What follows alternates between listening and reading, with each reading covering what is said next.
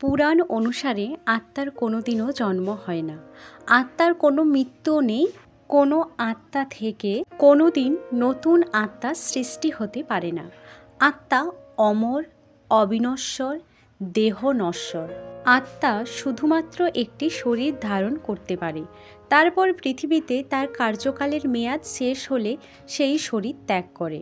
আবার যতক্ষণ না আত্মা তার কর্মফল ভোগ সম্পন্ন করে মোক্ষ লাভ করে, ততক্ষণ পর্যন্ত এটি পুনর্জন্ম গ্রহণ করতে থাকে। অর্থাৎ হলো আত্মার সংখ্যা কোনোদিন বাড়ে না। আত্মা কেবল তার শরীর পরিবর্তন করে।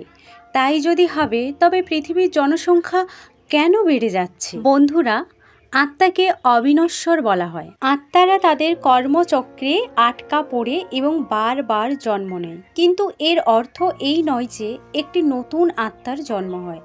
এখন প্রশ্ন জাগে যে আত্মার যদি মৃত্যু না হয়, তার কেবল নতুন জন্ম নেয়, তাহলে পৃথিবীতে জনসংখ্যা কিভাবে বাড়ছে?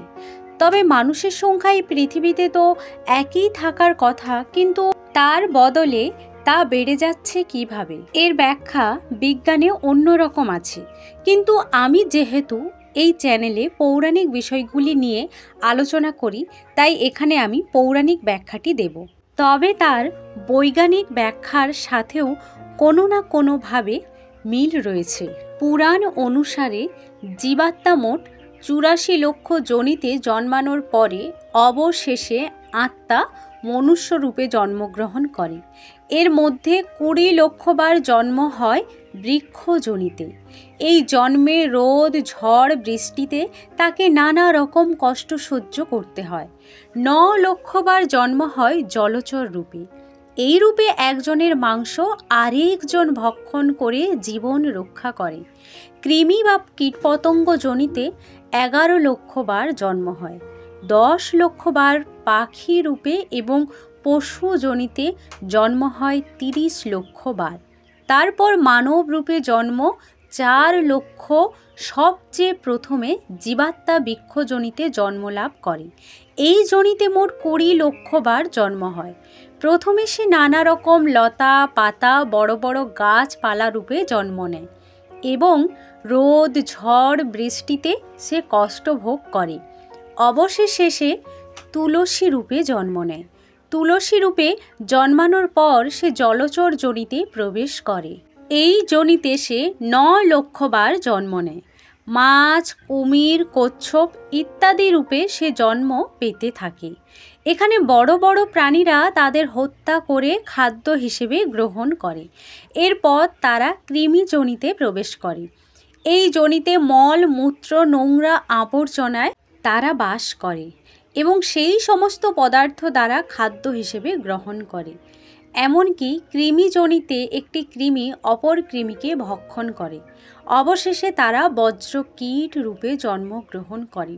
এই কীট যখন শিলাকে কুরে কুরে খায়, তখন সেই শিলা নারায়ণ শিলায় পরিণত হয়।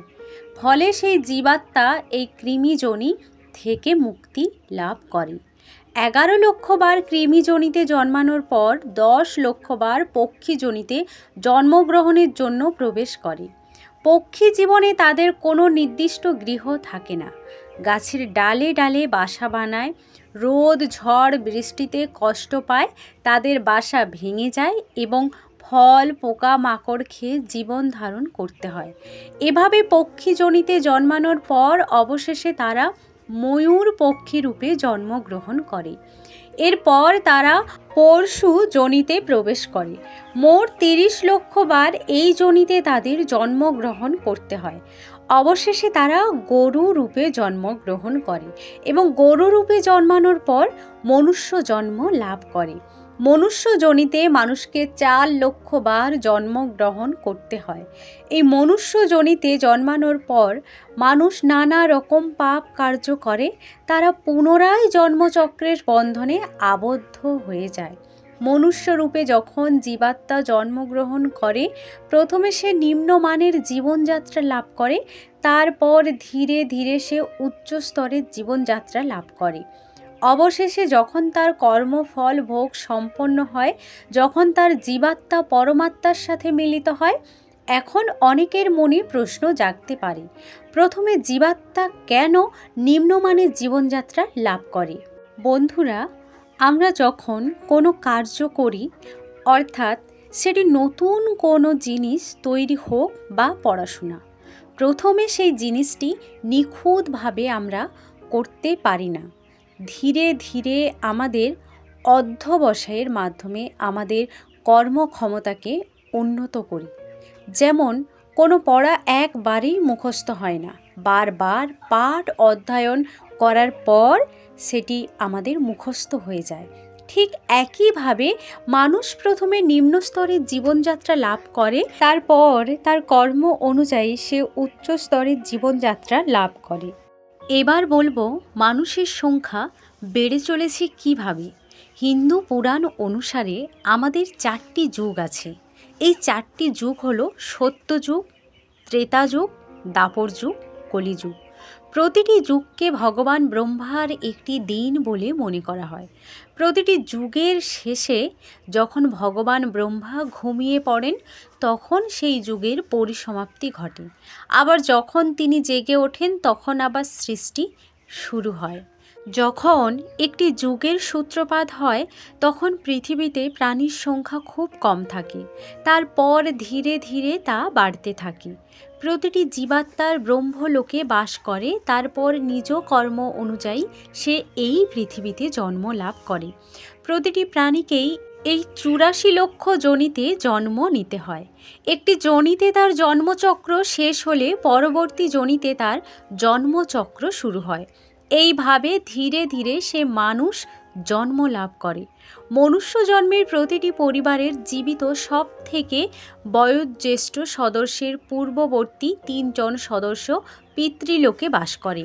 এরপর যখন পরিবারের একজন বয়োজ্যেষ্ঠ সদস্যের মৃত্যু ঘটে, তখন পিতৃলোকের একজন আত্মার মুক্তি ঘটে এবং তিনি পৃথিবীতে জন্ম নেন। আমাদের পৃথিবীতে মোট কতজন মানুষ আছে তার হিসাব করা যায়, কিন্তু মোট কত প্রাণী ও উদ্ভিদ আছে সেগুলির সঠিক হিসাব নির্ণয় করা কারোর পক্ষে সম্ভব নয়। বর্তমানে আমরা লক্ষ্য করে থাকি বিভিন্ন প্রজাতির উদ্ভিদ ও প্রাণীর সংখ্যা ধীরে ধীরে কমে আসছে, কিন্তু মানুষের সংখ্যা ধীরে ধীরে বাড়ছে। এই সমস্ত উদ্ভিদ ও প্রাণীর আত্মা তাদের যোনির জন্মচক্র থেকে মুক্তি লাভ করে মনুষ্য যোনিতে জন্ম নিয়েছে। সেই কারণেই মানুষের সংখ্যা ধীরে ধীরে বৃদ্ধি পাচ্ছে। তখন কলিযুগ তার অন্তিম লগ্নে পৌঁছাবে, তখন প্রায় প্রতিটি প্রাণী তার যোনি চক্র থেকে মুক্ত হয়ে মনুষ্য জন্ম লাভ করবে। ফলে পৃথিবীতে মানুষের সংখ্যা বেড়ে যাবে এবং অন্যান্য প্রাণীর সংখ্যা কমতে থাকবে। বিজ্ঞানের ভাষায় বলতে গেলে তখন প্রাণী ও উদ্ভিদের তুলনায় মানুষের সংখ্যা বেড়ে যাওয়ায় বাস্তুতন্ত্র একেবারেই ভেঙে পড়বে। ফলে মানুষ এবং এই সৃষ্টির ধ্বংস অনিবার্য হবে। আবার ধার্মিক তত্ত্ব অনুযায়ী যখন মনুষ্য জন্মের পূর্ববর্তী প্রতিটি যোনিতে জন্মগ্রহণ সম্পূর্ণ করে জীবাত্মা মানুষ্য জন্ম লাভ করবে, তখন এই জন্মচক্রের বন্ধন থেকে সে মুক্তি লাভ করবে। সেই সময় এই কলিযুগের সমাপ্তি ঘটবে এবং নতুন যুগের সূত্রপাত হবে। আত্মা অবিনশ্বর, অমর, তাই আত্মা কেবল এই পৃথিবীতে একটি যোনি চক্র থেকে মুক্তি লাভ করে, পরবর্তী যোনি চক্রে জন্ম লাভ করে।